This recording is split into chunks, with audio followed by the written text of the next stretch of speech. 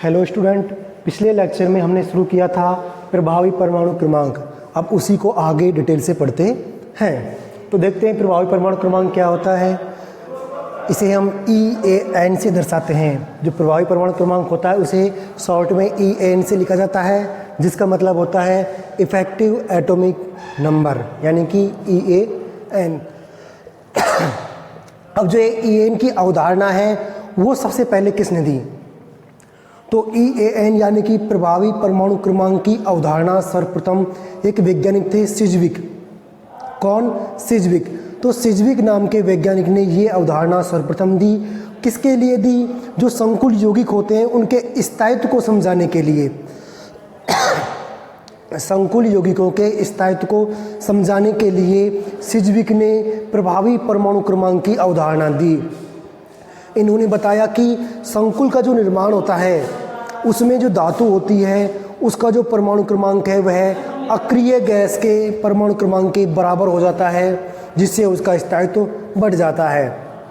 देखते हैं किस प्रकार से समझाया था इसने।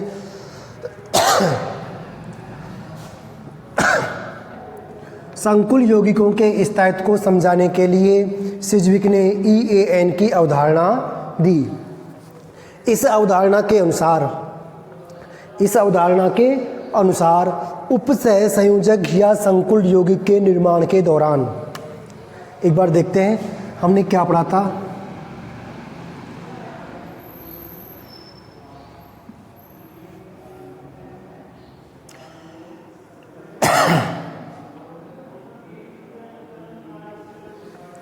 हमने पढ़ा था कि उपसह संयोजक यौगिक का निर्माण कब होता है? जब कोई लिगेंड अपने इलेक्ट्रॉन पेयर यानी कि इलेक्ट्रॉन युग्म को धातु के लिए दान करता है या फिर शेयरिंग करता है, तो उस समय किसका निर्माण होता है? उपसह संयोजक बंध का निर्माण होता है। और इस उपसह संयोजक बंध के निर्माण के कारण लिगेंड से 2 इलेक्ट्रॉन कहाँ जाते हैं? धातु के पास आ जाते हैं, जिससे धातु में इलेक्ट्रॉन की संख्या बढ़ जाती है। अब ये 2 इलेक्ट्रॉन इसके पास ऐसे आ जाते हैं, मान लो शेयरिंग में आ जाते हैं इसके पास।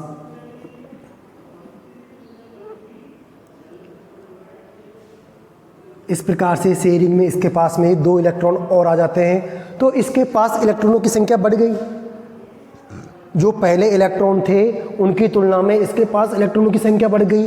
हम मान लो इसकी समन्वय संख्या 6 है, तो ये 6 लिगेंडों से जुड़ेगी। कितने लिगेंडों से जुड़ेगी? ये 6 लिगेंडों से जुड़ेगी।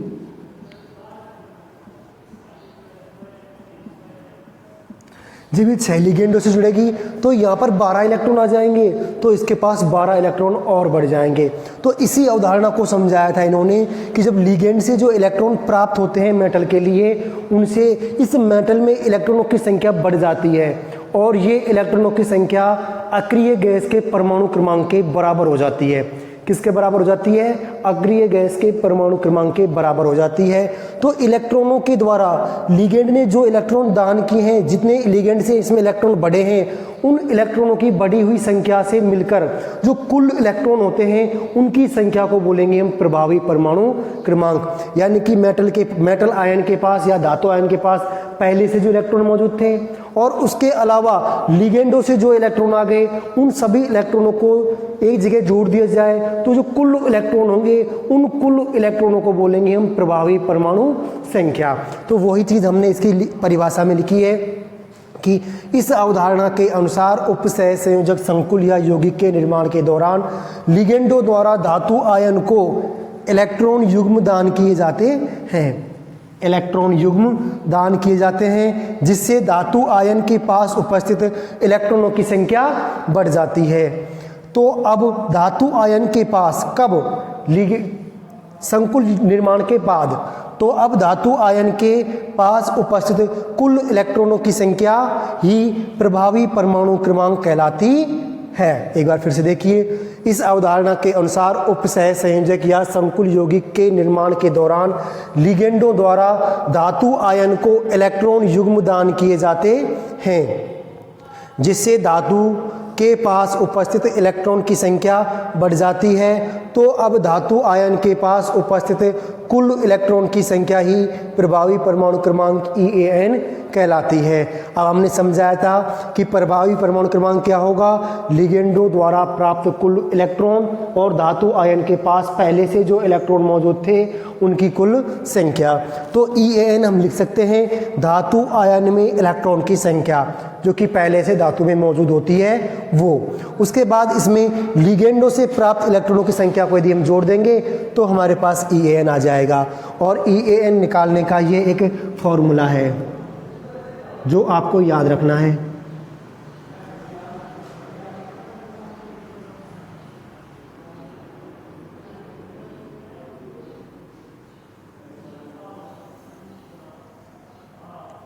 तो ये एक EAN यानी कि प्रभावी परमाणु क्रमांक निकालने का एक फॉर्मूला है जिसके उपयोग से हम कुछ संकुलों के लिए प्रभावी परमाणु क्रमांक निकालेंगे। इसी अवधारणा का अगला वो है पॉइंट की सिज्विक के अनुसार EAN यानी कि प्रभावी परमाणु क्रमांक अक्रिय गैस के परमाणु क्रमांक के बराबर होता है, जिसके कारण संकुल यौगिक स्थायी होते हैं। इस बात को हम पहले से जानते हैं कि नोबल गैस या अक्रिय गैस स्थायी होती हैं। स्थायी क्यों होती हैं? क्योंकि उनका जो बाह्यतम कोश है उसमें इलेक्ट्रॉनों की संख्या पूर्ण होती है, या फिर हम कहें कि उनमें इलेक्ट्रॉनों की संख्या पूर्ण होती है, उनमें कोई भी कोश खाली नहीं होता है। तो इस प्रकार जब इन धातु आयनों को इस प्रकार का अक्रिय गैस विन्यास मिल जाता है तो ये एक स्थायी यौगिक का निर्माण करती हैं। स्थायी यौगिक का निर्माण क्यों करती हैं? क्योंकि इन्हें जो परमाणु क्रमांक मिला है वो किसका मिला है? अक्रिय गैस का मिला है। ऐसा सिज्विक ने बताया था, लेकिन रियलिटी में ऐसा कुछ भी है नहीं। इनके स्थायित्व के लिए कुछ और अवधारणाएं आई, उनको हम बाद में पढ़ेंगे, लेकिन एक बार हम इसी को समझते हैं कि अब एक एग्जाम्पल दिया हुआ है उसमें हम EAN की गणना करते हैं कि किस प्रकार से है।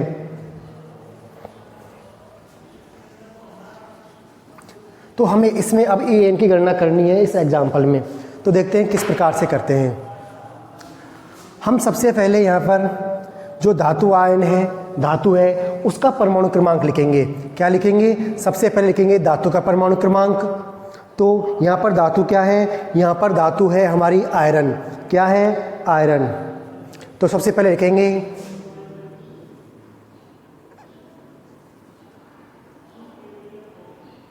आयरन का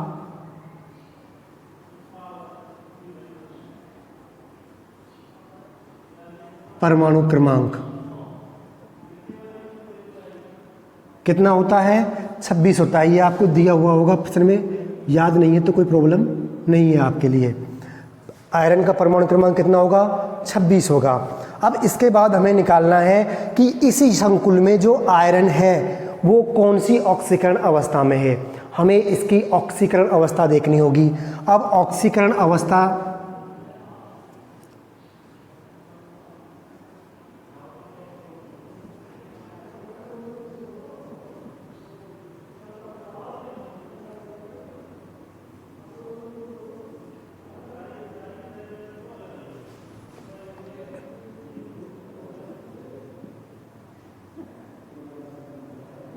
अब ऑक्सीकरण अवस्था कैसे निकालेंगे? इसके लिए हमने पिछले ही वीडियो लेक्चर में देखा था कि हम ऑक्सीकरण अवस्था कैसे निकालते हैं। उसी फॉर्मूले को यूज में लेते हैं। K फॉर FeCN6 के लिए हमें क्या निकालना है? ऑक्सीकरण अवस्था निकालनी है आयरन की। तो सबसे पहले क्या रखेंगे? वही फॉर्मूला लगाएंगे। क्या करेंगे? धनायन है, कितने धनायन है? 4। कितना चार्ज है? +1। प्लस में किसके लिए निकालना है? आयरन के लिए निकालना है। तो आयरन के लिए देंगे X। प्लस में लिगेंड यानी कि CN कौन सा लिगेंड होता है? धनायनिक ऋणायनिक लिगेंड होता है। कैसा होता है? ऋणायनिक लिगेंड होता है। इस पर -1 चार्ज होता है। कितने हैं ये? 6 हैं। तो 6 × -1 बराबर कितना आ जाएगा? 0, क्योंकि इस पर चार्ज कितना है? 0 है। तो अब देखते हैं 4 + X -6 = 0। X बराबर 6 - 4 यानी कि x बराबर 2, तो हम कह सकते हैं कि यहाँ पर आयरन कौन सी ऑक्सीकरण अवस्था में है, यहाँ पर आयरन +2 ऑक्सीकरण अवस्था में है। ये आपको इस फॉर्मूले को इस प्रकार आप निकालना सीख गए, तो इस प्रकार से आपको निकालनी होगी और इसको आप डायरेक्ट लिखना होगा कि किस प्रकार से निकाला है हमने। इसीलिए पहले आपको ऑक्सीकरण अवस्था निकालना सिखाया गया था, जिससे कि आपको परमाणु क्रमांक निकालने में समस्या नहीं आए। अब देखते हैं कि अब जब इसकी आयरन की ऑक्सीकरण अवस्था कितनी है, +2, तो आयरन किस रूप में उपस्थित होगा, आयरन उपस्थित होगा +2 के रूप में। अब इस आयन के रूप में उपस्थित है आयरन, तो इस आयन में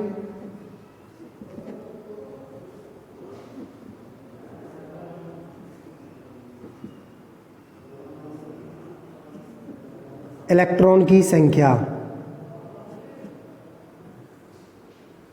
अब ये आपके बेसिक ज्ञान को चेक करते हैं कि जैसे कि आयरन है, इस आयरन में यदि आयरन का ये धातु परमाणु है, इसमें इलेक्ट्रॉन की संख्या कितनी होगी।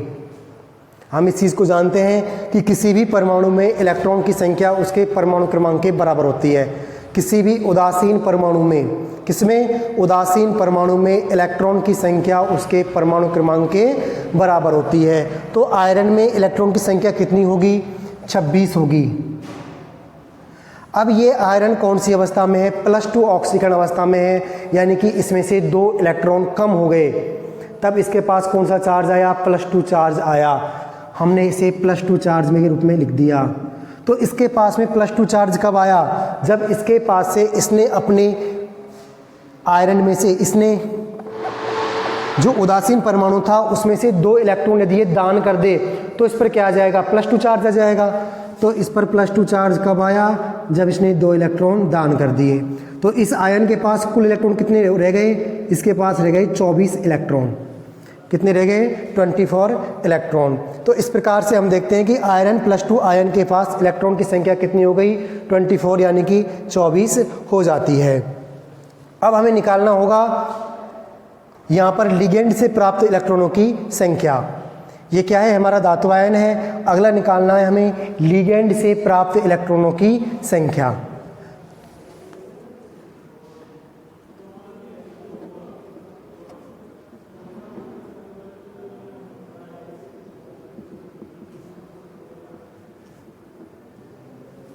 लिगेंडों से प्राप्त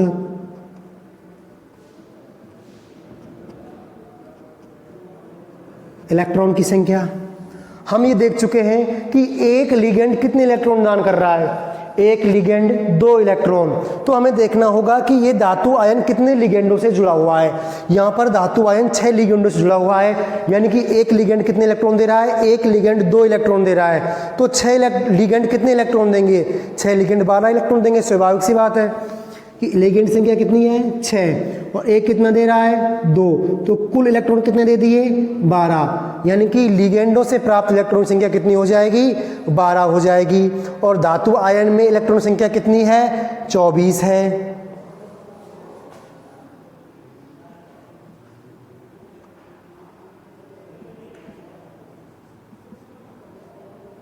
धातु आयन में इलेक्ट्रॉन संख्या कितनी है, 24 है। अब इसका जो हमारे पास यहाँ पर En का फॉर्मूला है, उसमें इन वैल्यू को रख देंगे। En का फॉर्मूला क्या है, धातु आयन में इलेक्ट्रॉन की संख्या प्लस लिगेंड से प्राप्त इलेक्ट्रॉन की संख्या। अब इसके लिए हम लिखते हैं En।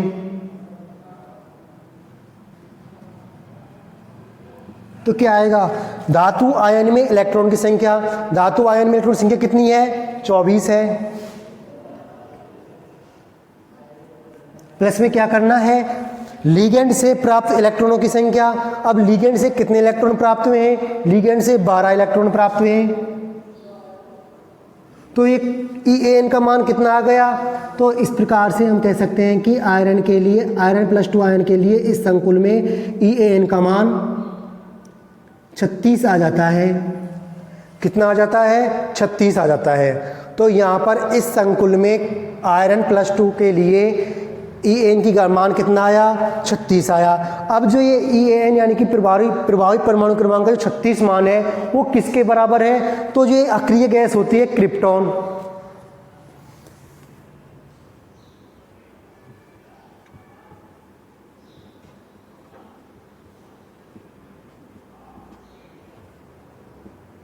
अक्रिय गैस क्रिप्टॉन के परमाणु क्रमांक यानी कि एटॉमिक, चलो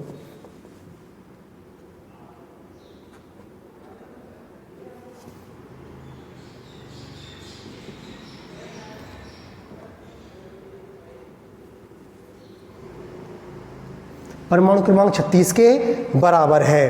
तो हम कह सकते हैं कि इस संकुल का जो प्रभावी परमाणु क्रमांक है वह एक अक्रिय गैस के परमाणु क्रमांक के बराबर है। तो ये संकुल कैसा है? स्थायी संकुल है। और इसकी व्याख्या इस प्रकार से किसने की थी? सिज्विक ने की थी। अब कुछ ऐसे भी होते हैं, ये बात सभी उपसह संयोजक यौगिकों के लिए सत्य नहीं है। कौन सी? ये वाली बात कि EAN अक्रिय गैस परमाणु क्रमांक के बराबर होगा। कुछ संकुल यौगिक ऐसे होते हैं जिनके लिए EAN का मान इस अक्रिय गैस परमाणु क्रमांक के बराबर नहीं होता, फिर भी वो स्थायी होते हैं। अब देखते हैं कि इसका भी एक एग्जाम्पल देख लेते हैं।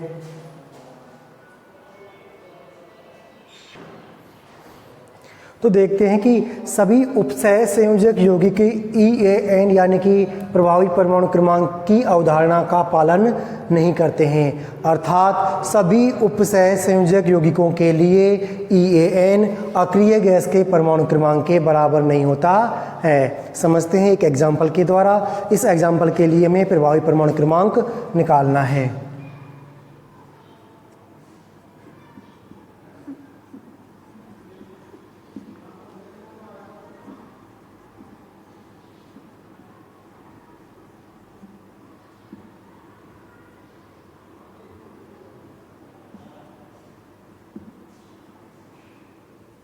प्रभावी परमाणु क्रमांक सबसे पहले क्या लिखेंगे हम? सबसे पहले उसी प्रकार लिखेंगे कॉपर का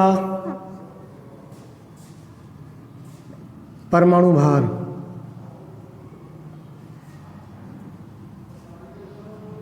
दिया हुआ होगा आपके लिए 29 यानी कि 29। कितना होगा? 29। अब आगे आपको देखना होगा कि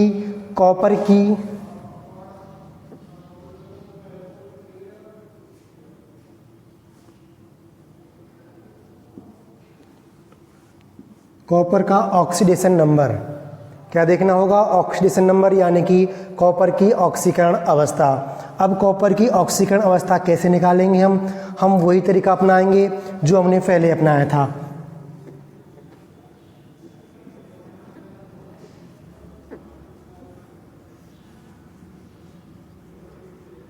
देखते हैं।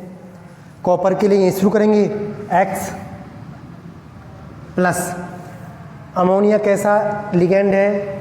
अमोनिया एक उदासीन लिगेंड है यानी कि इस पर 0 चार्ज होता है। संख्या कितनी है इनकी? 4, इसलिए 4 से गुणा कर देंगे प्लस। अब आगे क्या जोड़ेंगे इसमें? इस आयन का SO4 -2 के रूप में होता है। तो यहाँ पर कितना आ जाएगा? -2 बराबर किसके हो जाएगा? 0 के। अब देखते हैं इसकी वैल्यू। X प्लस 0 -2 बराबर 0। तो हम लिख सकते हैं x बराबर +2 यानी कि यहाँ पर कॉपर की ऑक्सीडेशन स्टेट क्या है? +2 है। क्या है? +2 है। अब इसकी ऑक्सीडेशन स्टेट +2 है तो अब इसके लिए हमें क्या निकालना होगा? +2 ऑक्सीकरण स्टेट में इलेक्ट्रॉनों की संख्या।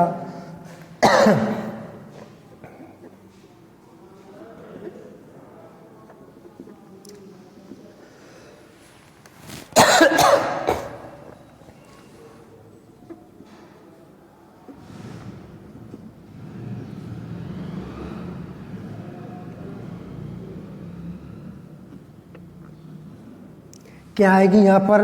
इलेक्ट्रॉन की संख्या परमाणु क्रमांक आएगा, बाहर नहीं, सॉरी।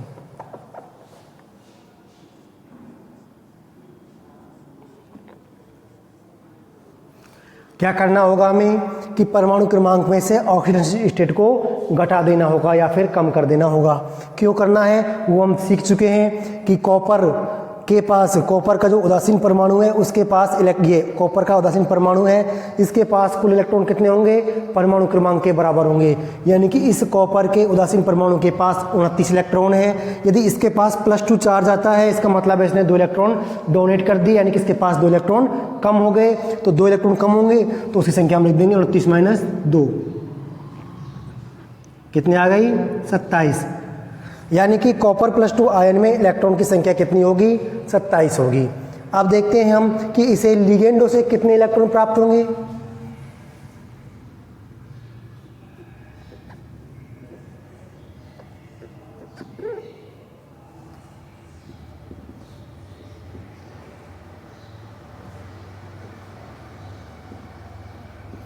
लिगेंडों से प्राप्त इलेक्ट्रॉन, कितनी लिगेंड है इसमें 4 लिगेंड है और प्रत्येक लिगेंड कितने इलेक्ट्रॉन देता है, 2 इलेक्ट्रॉन देता है। तो क्या लिख देंगे हम, 4 × 2 कितना आ जाएगा, 8। तो अब देखते हैं हम कि जो EAN का फॉर्मूला है उसे लिखते हैं, क्या होता है, EAN बराबर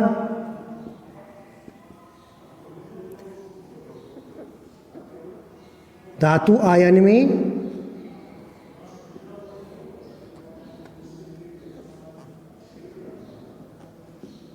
इलेक्ट्रॉन की संख्या प्लस में क्या करना था, लिगेंडों से प्राप्त इलेक्ट्रॉन की संख्या।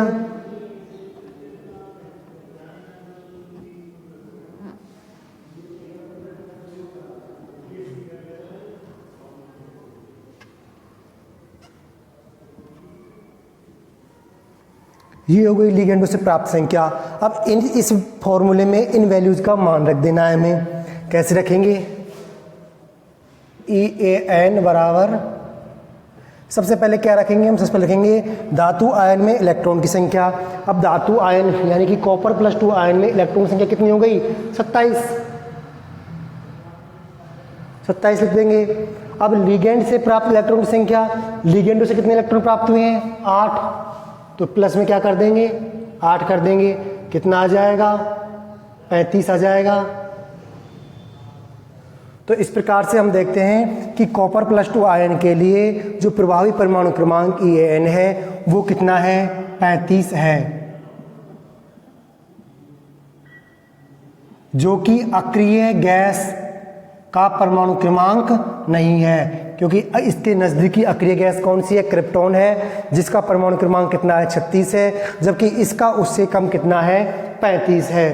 तो ये इस प्रकार से इस नियम की अवहेलना हुई, यानी कि ये नियम सत्य नहीं पाया गया, क्योंकि ये भी एक स्थायी संकुल है। ये क्या है, एक स्थायी संकुल है, और इस स्थायी संकुल की व्याख्या हम इस EAN की अवधारणा से नहीं कर सकते, क्योंकि इसके जो इसका EAN का मान है वो अक्रिय गैस के परमाणु क्रमांक के बराबर नहीं है। तो इस प्रकार से ये इसकी अवधारणा की अवहेलना हो जाती है। अब कुछ एग्जाम्पल और देखते हैं। तो हम सबसे पहले इस एग्जाम्पल के लिए EAN की गणना करते हैं। क्या लिखेंगे सबसे पहले, निकेल का परमाणु क्रमांक,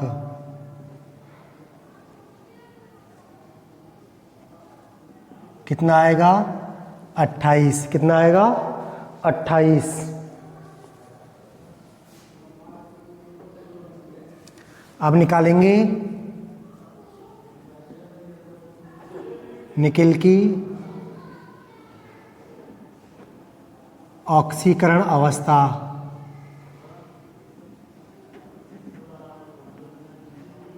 किससे निकालेंगे, वही फॉर्मूला है, निकालते हैं। देखिए,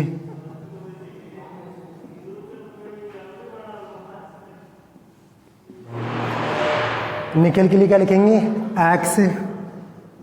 अब यहाँ पर जो लिगेंड है वो कार्बोनिल लिगेंड है, और कार्बोनिल लिगेंड कैसा लिगेंड होता है, उदासीन लिगेंड होता है, यानी कि इस पर 0 चार्ज होता है, 4 × 0। और ओवरऑल चार्ज कितना है इस पर, उदासीन यौगिक है इसलिए 0, यानी कि X बराबर 0, यानी कि यहाँ पर निकेल की ऑक्सीकरण अवस्था कितनी है, 0 है। कितनी है, 0 है। जब निकेल की ऑक्सीकरण अवस्था 0 है तो यहाँ पर निकेल किस रूप में है, आयन के रूप में उपस्थित नहीं होकर निकेल परमाणु के रूप में उपस्थित है। तो हम लिख सकते हैं कि निकिल में, यानी कि धातु यानी कि निकिल में इलेक्ट्रॉन की संख्या। अब निकिल में इलेक्ट्रॉन कितने होंगे? परमाणु क्रमांक के बराबर होंगे, स्वाभाविक सी बात है, परमाणु क्रमांक के बराबर। अब हमें क्या निकालना होता है? अब हमें निकालना होता है लिगेंड से प्राप्त इलेक्ट्रॉनों की संख्या।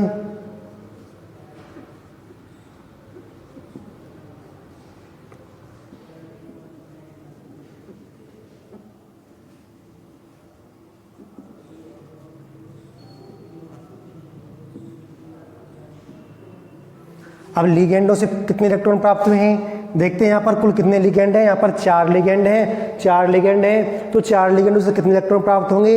1 से 2 हो रहे हैं, तो 4 से 8, यानी कि हमें 8 इलेक्ट्रॉन प्राप्त होंगे। और EAN का फॉर्मूला क्या होता है? अब तक आप सीख चुके होंगे। EAN का फॉर्मूला होता है धातु से प्राप्त, धातु में इलेक्ट्रॉन की संख्या कितनी है? 28, प्लस में क्या करना है? लिगेंडों से प्राप्त इलेक्ट्रॉन की संख्या कितने हैं? 8 हैं, बराबर किसके होते हैं? 36 के होते हैं। यानी कि इसके लिए EAN कितना आ गया? 36 आ गया। किसके बराबर है? अक्रिय गैस विन्यास क्रिप्टॉन के बराबर है, यानी कि ये सिजविक के नियम का पालन कर रहा है। अगला देखते हैं। अगले एग्जाम्पल में भी हमें वही EAN की गणना करनी है, तो देखते हैं किस प्रकार से करते हैं। सबसे पहले लिखेंगे परमाणु क्रमांक।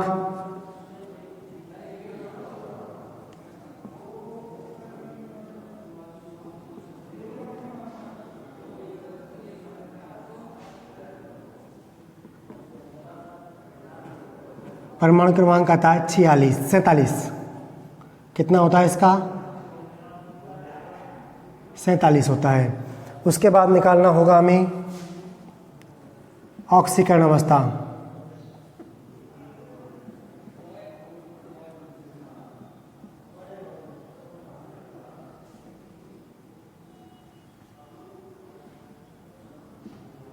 ये कौन सी ऑक्सीकरण अवस्था में है?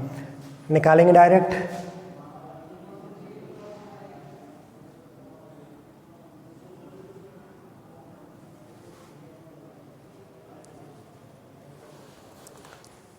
एक मिनट।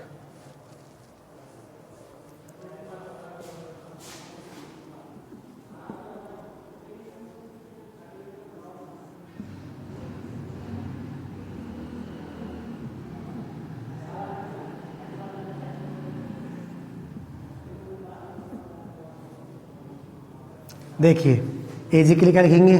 X, प्लस में अमोनिया के लिए कितना होता है? 0। कितने हैं लिगेंड? 2। क्लोराइड आयन के कितना होता है? -1 इक्वल टू 0, यानी कि X बराबर +1, यानी कि इसकी प्लस ऑक्सीकरण 1 अवस्था है।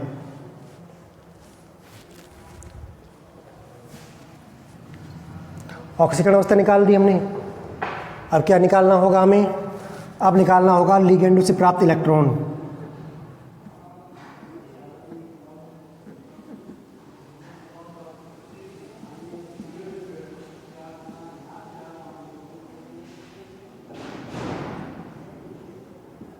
अब लिगेंडों से कितने इलेक्ट्रॉन प्राप्त होंगे? कितने लिगेंड हैं? 2 लिगेंड हैं। 1 से 2, तो 2 से 4,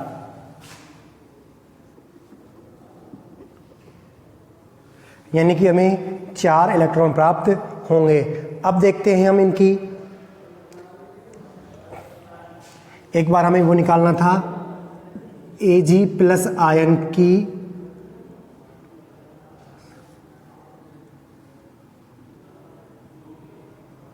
इलेक्ट्रॉन की संख्या कितनी आएगी? 47 - 1, यानी कि 46। अब हमें क्या निकालना है? अब हमें निकालना है EAN। तो EAN क्या आएगा? EAN आएगा 46 + 4, यानी कि 50। 46 क्या है? धातु आयन में इलेक्ट्रॉन की संख्या, और 4 क्या है, लिगेंड से प्राप्त इलेक्ट्रॉन की संख्या। तो इसके लिए EAN का मान कितना आ जाता है, 50 आ जाता है। तो इस प्रकार से हम किसी भी संकुल यौगिक के लिए EAN की गणना कर सकते हैं। तो अब आपको प्रैक्टिस के लिए और एग्जाम्पल्स करवाएं या फिर आपको प्रैक्टिस के लिए PDF मिल जाएगी, उसमें से आप इनकी प्रैक्टिस कर सकते हो, या फिर किसी भी बुक में से आप इनकी प्रैक्टिस कर सकते हो परमाणु क्रम EAN की गणना करने की। तो इस क्लास के लिए इतना ही। Thank you.